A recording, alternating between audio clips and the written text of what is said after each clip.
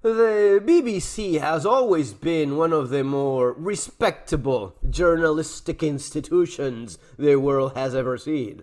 All British values in terms of honesty, transparency, and passing on the news without personal bias, not responding to any particular interests all over the world. Okay, no, it is all a fucking lie. It is all a lie. BBC openly lying. Not about just anyone, openly lying about the President of the United States, Donald Trump.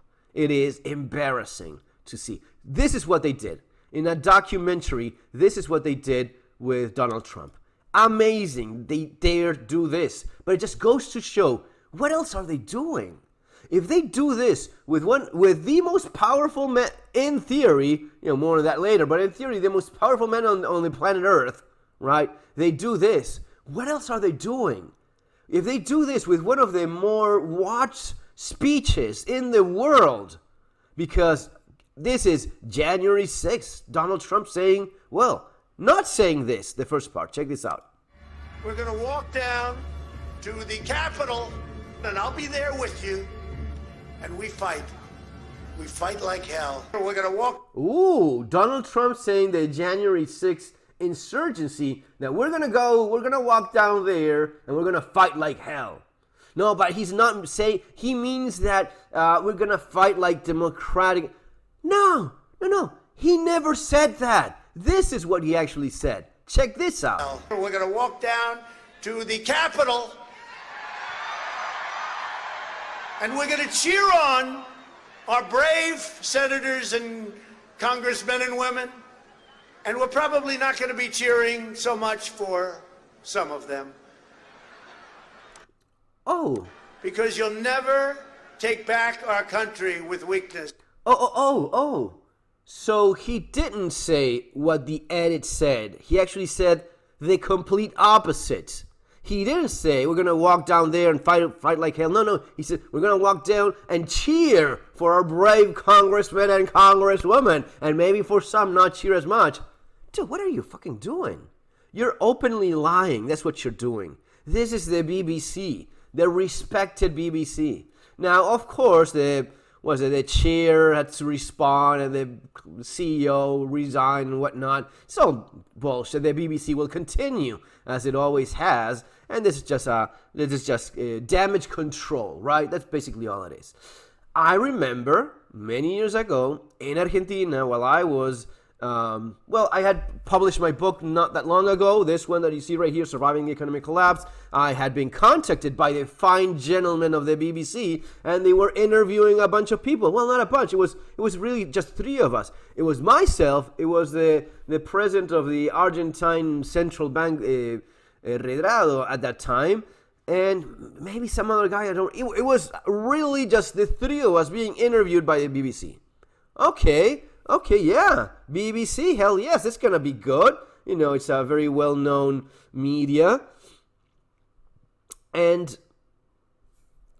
the interview starts, it's a pretty long one, and we're talking, I'm talking, it's the camera on me with a light, and the guy is off-screen asking the questions, typical.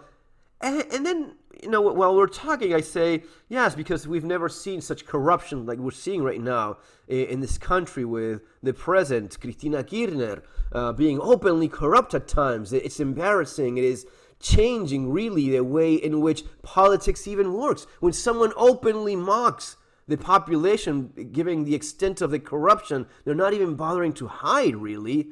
And no. I got stopped by the interviewer. One of these... Probably someone well-known, I don't remember the name of these people, one of these older gentlemen BBC people.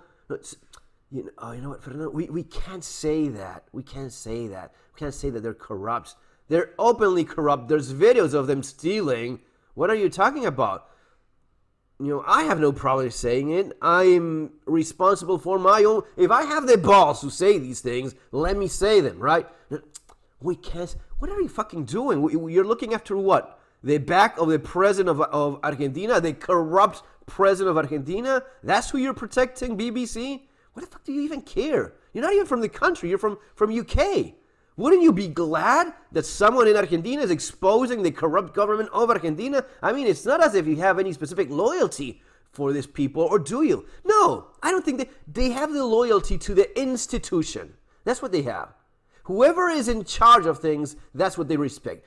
Besides whatever people actually say, right? That's how it works. At the same time, and you could even go, because I do understand how these things work in terms of, no, but if we publicly say something and then we get a lawsuit because we had you saying things that, by the way, this was many, many years ago. Today, the president that I was calling a corrupt scumbag, not a corrupt scumbag, but I was saying she's openly corrupt, and they're really changing the society by being so corrupt and so openly corrupt. She is right now arrested for corruption. So I wasn't wrong, was I? Now, I get it. Back in that time, she was still the president, so it was a little bit. But again, if I have the courage to say these things, have the balls to back me a little bit. Again, it's not even your country. No. Institution first. But then when it comes to the damn president of the United States standing right now, Donald Trump, they have no problem in lying about it. I bet they have no problem in bringing people saying the most awful things about Donald Trump. And I'm not a Donald Trump fanboy, in case you haven't noticed. But I'm very, very aware of the power of this. The power of the institutionalized. Why is it that they want to throw shit at Donald Trump? Isn't it their greatest ally? Who benefits from it? Who benefits from buying, selling, corrupting, saying things that are not even true? Who benefits from this? They do. They do. Yes, they do. Not the people that own the BBC, the people that run the BBC, the people that run the world. They want to have someone that does their bidding, but at the same time, someone that is highly polarized. Someone that half the world, half the country especially, thinks he's the worst person ever. That's how it works. That's how it works. But it is embarrassing to see the level of manipulation, of editing of something to say the exact opposite of what was true, what was really said. If that just doesn't show you how they lie about everything else, I don't know what else will.